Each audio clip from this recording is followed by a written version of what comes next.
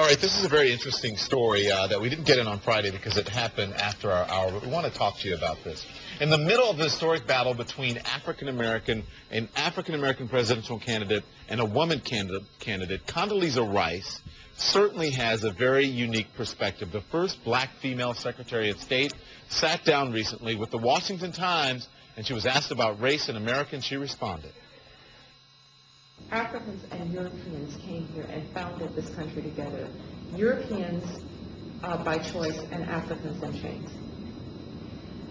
And that's not a very pretty reality of our founding. And I think that particular birth defect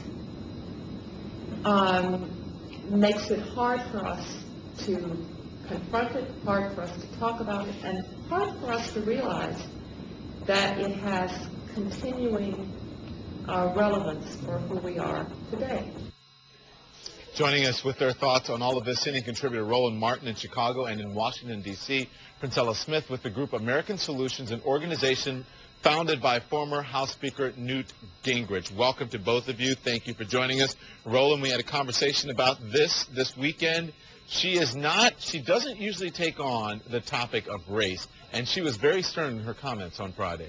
Well, Don, I actually played the entire interview this morning on my radio show, WVON in Chicago, and we went on for 2 hours taking phone calls. It was remarkable because she talked about the whole issue of the birth defect, but she also talked about the fact that African Americans have never gotten a head start, and she said you even see some of the residual effect of that today. She also said that Black Americans loved America when America didn't love us. That's our legacy. So it was certainly powerful words, and it's surprising, Don, how a lot of folks have just ignored this story, have not talked about it in light of all the conversation we've had in recent weeks dealing with Reverend Jeremiah Wright and Senator Barack Obama's race speech. Well, that was just when you, just that quote that we played, that little clip that we played, she went on to say what you said. She said, she goes, but I would like this understood as a black American, is that black Americans loved and had faith in this country even when this country didn't love and have faith in them, and that is our legacy.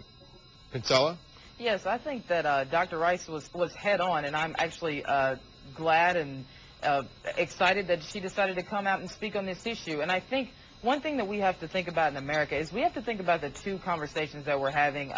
Roland mentioned that it didn't get much coverage, and it is a bit disappointing because what I'm seeing here as you talk to people... Yeah, but why not? I mean, why not? You are in the business to help this get coverage. Roland, right. Roland played it on his radio show. I think I saw it on one evening newscast. Well, actually, I know the Situation Room did a story. Zane did a story as well, but go ahead. Go ahead.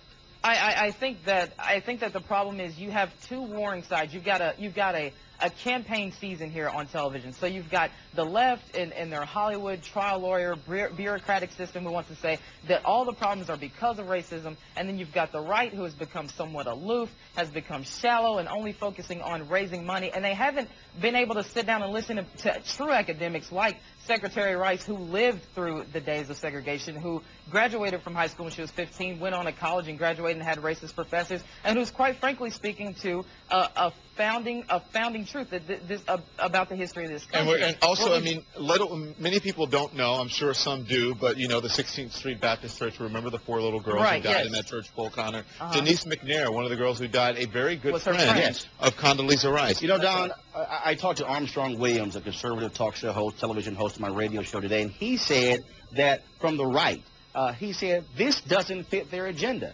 They don't want to talk about what Condoleezza Rice had to say when it came to race because they sort of held her up as, oh, here's somebody who hasn't used race. And the point is, she didn't use race. She didn't say, I'm a victim. What she tried to offer is context. And, Don, we think about it. The first and she was asked about it. She just didn't come out. Actually, she was asked. The question was about the 40th anniversary. About Dr. King being assassinated. And here's what's interesting, Don. The first person of African ancestry who landed in America was in 1619.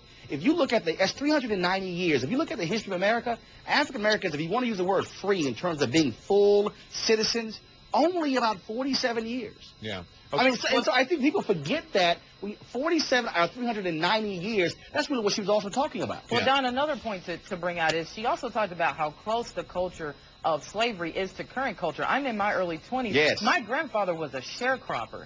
And that is really, when you put it into perspective there, it is very close to our generation. But another thing that we are not talking about is more so even, or maybe not more so, but equally to the calls about racism, is about this bad culture that America has moved Do you into. think it's interesting, and Roland mentioned it, the Reverend Jeremiah Wright, and then Barack Obama's race speech, what have you, maybe that did open up the door for her to feel more comfortable about speaking in these tones, because, again, as I said, she doesn't really talk about it much. And I want to play a clip. The next day, once people got wind of what she said, she had to answer the question again. Let's take a listen. It's a matter of reconciliation. It's also a matter of having laws that need to be upheld. But I think Americans can also be very proud of this country and how far we've come.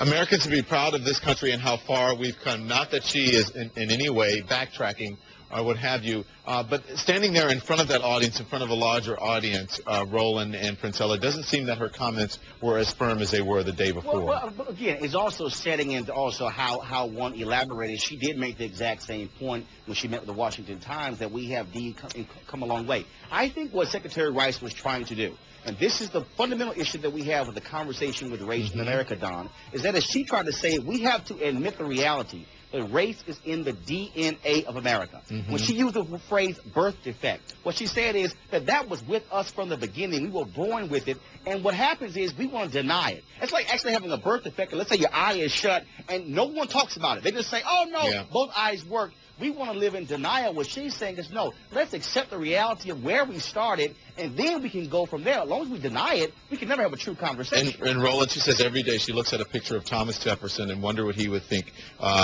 Her first predecessor, 65 times removed, and said, I wonder what he would think, an African-American woman in that position. Following an African-American man. Yeah, all right. Thank you both. Princella Smith, Roland Martin, thanks for having this conversation with us. Appreciate it.